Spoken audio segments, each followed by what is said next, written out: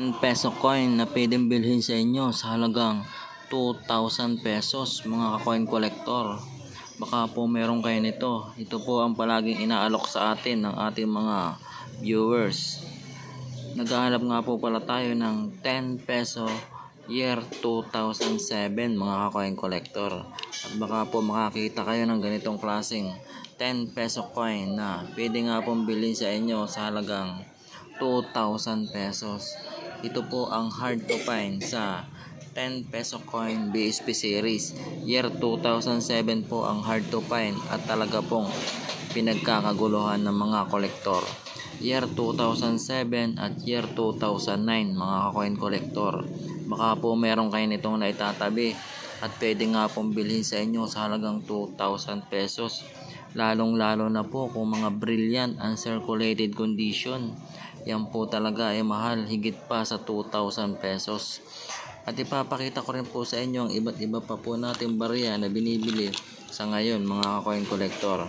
Narito po ang 5 centimo na binibili na year 2017 mga coin collector. Bumibili po tayo nito.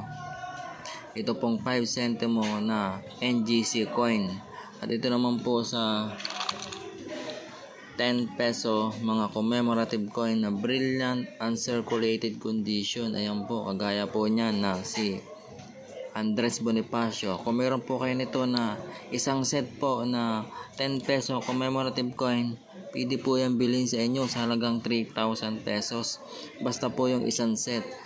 Ito po, si Andres Bonifacio, si Emilio Aguinaldo, Miguel Malvar, at si General Antonio Luna. Bale, 4 po ang 10 peso commemorative coin na binibili. Basta po brilliant uncirculated condition o yung mga naka-blister pack po ang aking binibili mga coin collector. Pero kung mga nagsisirculate na po, hindi na po masyadong binibili yan sapagkat yan po ay may mga gas-gas na mga coin collector. At ito naman po sa 25 centimo naman po NGC coin. Ang hinahanap po dito ay yung year 2017. Dito po sa 25 centimo NGC coin mga coin collector. Baka po meron kayong ganito na 2017. Isa rin po yan sa hard to find. At pwedeng bilhin sa inyo sa halagang 1,000 hanggang 1,500. Depende po sa kondisyon yan. Kung brilliant condition, mas mataas po ang halaga niyan mga coin collector. Yan po.